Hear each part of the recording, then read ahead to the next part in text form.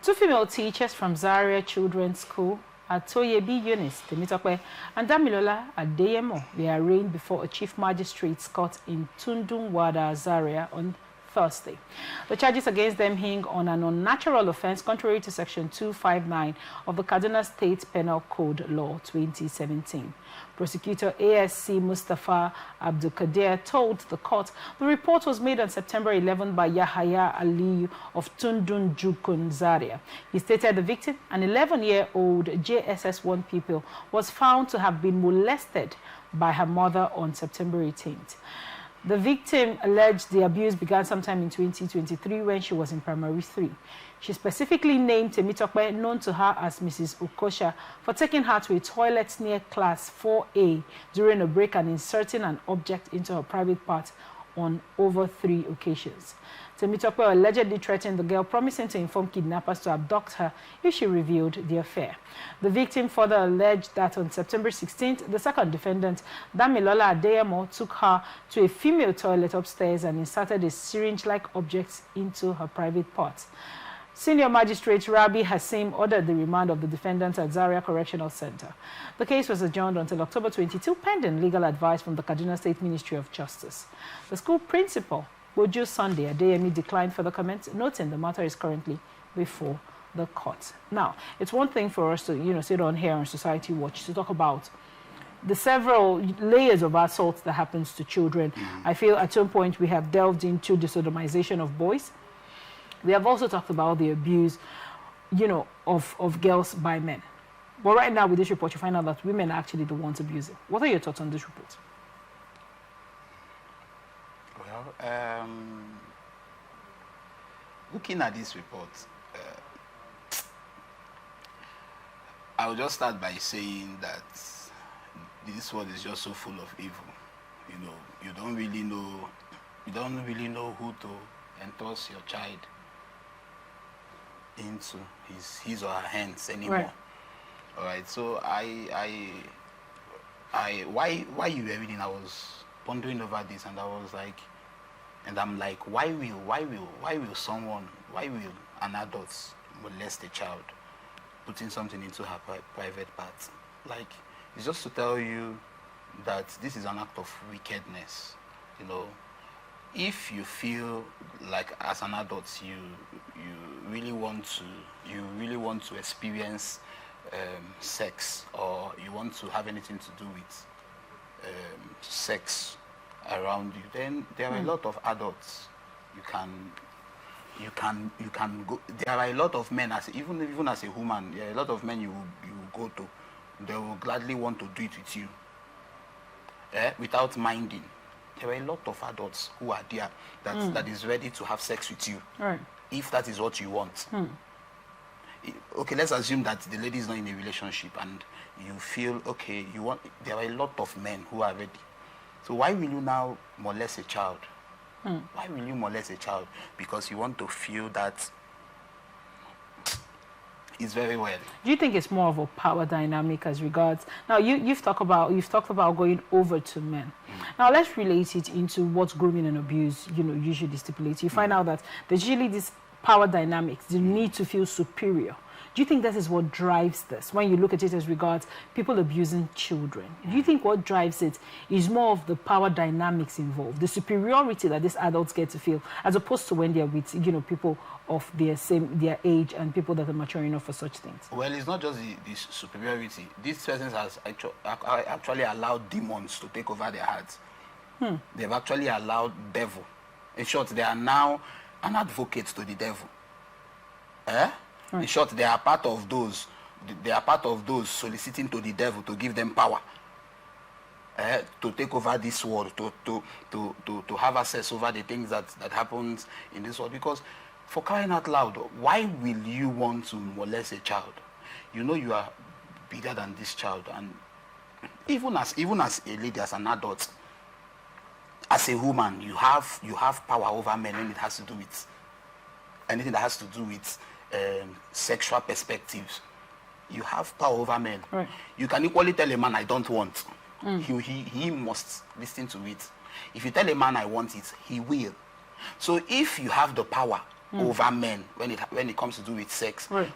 What you still have the power over children, so you don't have to use it on men, use it on adults, not on children. Very well. Let's talk about education now. This entire incident happened in school, and I'm going to draw back reference to a similar report that we did take. I think it was early in the year or late last year, where a teacher had molested a boy. A male teacher had sodomized, actually, in the real sense of it, a student. I think the student was about 9 years old at that point in time, and this offenses have happened within the confines of the school. She said this happened in class 4A when she was in class 4 a few years ago. I mean, when you look at it, do you think that schools actually diligently do a background check on their teachers?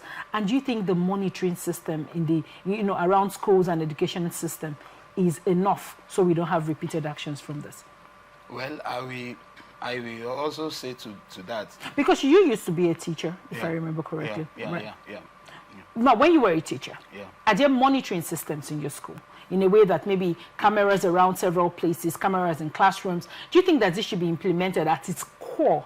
If you want to have a school, have this for the protection of children in a way where we don't have to talk about things like this ever again. Yes, I believe in schools there are superiors. Okay. All right, and why is it so? Is for them to check, all right, if what is to be done is being done, all right, if the activities that is to be carried out is being carried out. Okay. That is why there are superiors in the educational system. They have the head of school, they have the head of departments, so on and so forth. Now, they only focus more on the studies, the subjects aspect of it and all that, to make sure that the children are learning, but they also forget to focus the aspect where the life of the children are important. Because if a child should be in school and is being threatened by a particular teacher, there's nothing you want to teach that child in this planet Earth that the child will want to learn, that the child will ever learn, because his or her mind will always be in fear in that school, in that particular school. Most times, the child might find it too difficult to tell their parents. Why is that? Now, that was the next angle I was going to come in from. Why has this problem persisted? Do you think it's because children have completely lost their self and in their inability to have these conversations with your parents? I'll draw you back a little bit to the, the case study I gave previously about the boy that was abused. Now, a boy was already being abused in class by this teacher. The teacher is 22 years, by the way. The boy is 9. And the man kept promising him, oh, I'm going to teach you mathematics and help you win 1 million in Cowbellpedia. And the boy was, technically did not object as he should have. Or even if he resisted, maybe he was not strong enough as regards this sort of threats that was put at him. Now, he had given in to the demand of the teacher. And now the teacher has seen another boy and he was like, oh, maybe I like this other boy. And he moved the same report to the boy to tell him, oh, I'm going to do this. And he told the boy to do certain things that the boy did not want to do. How did this case come out to light? It was because this kid went home and told his mom, I'm not going to that school anymore.